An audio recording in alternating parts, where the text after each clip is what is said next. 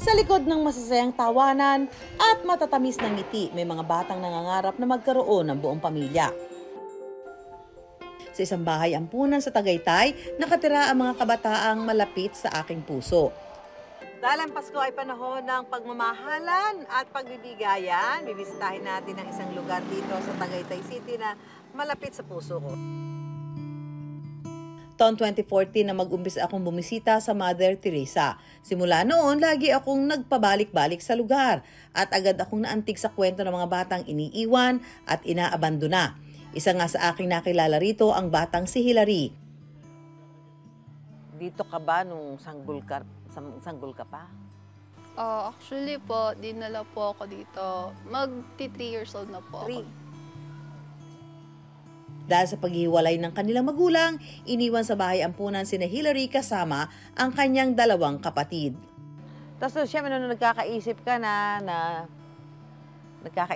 nandito ka, hindi ito yung normal na tahanan ng isang bata kung may sariling pamilya. Ano naramdaman mo? Curiosity po, kung bakit ako dito dinala ng parents ko. Then,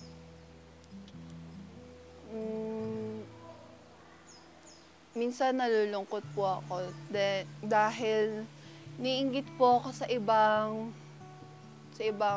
bata dahil kasama po nila yung parents nila. Dumadalaw ba tatay mo? Dati po, dumadalaw po. Nanay mo?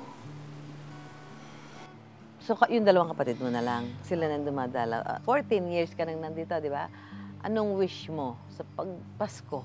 Buong pamilya po. Magkakasama-sama na po kami.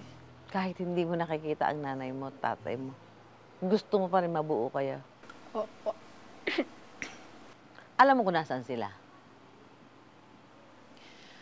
Yung father ko po.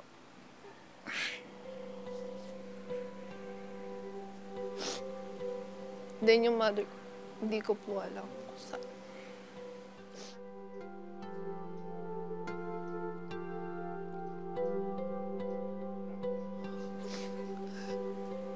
Naiiyak ako dito kay.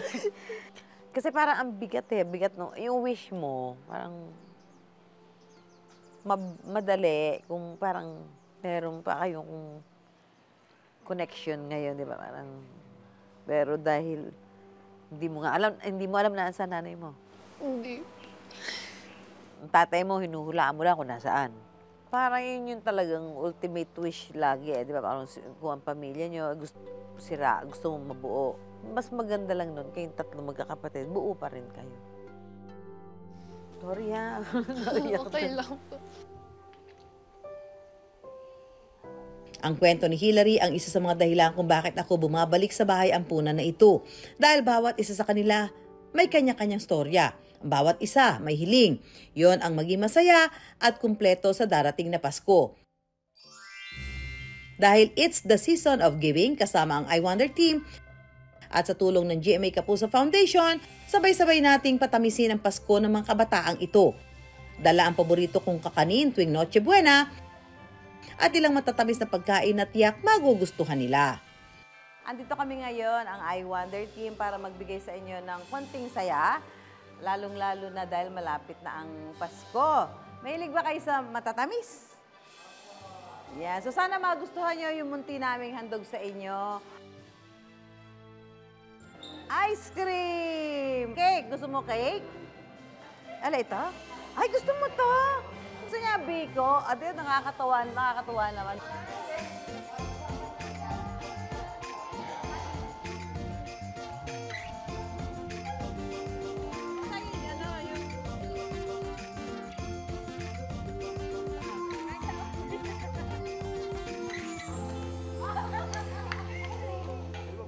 I Wonder! Merry, Merry, Merry, Merry Christmas! Panahon ng Kapaskuhan, tayo'y magmahalan at magbigayan.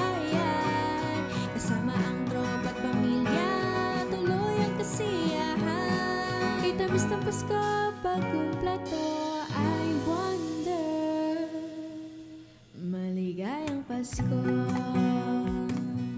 Katulad ni Hillary at ng iba pang mga bata sa ampunan, walang kulang sa kanila. Sa halip, punong-puno pa sila ng pagmamahal na handa pang ibahagi sa iba. Sa nais magbahagi ng tulong para sa mga proyekto ng GMA Kapuso Foundation, maaari magdeposito sa kanilang mga bank accounts at online donation platforms.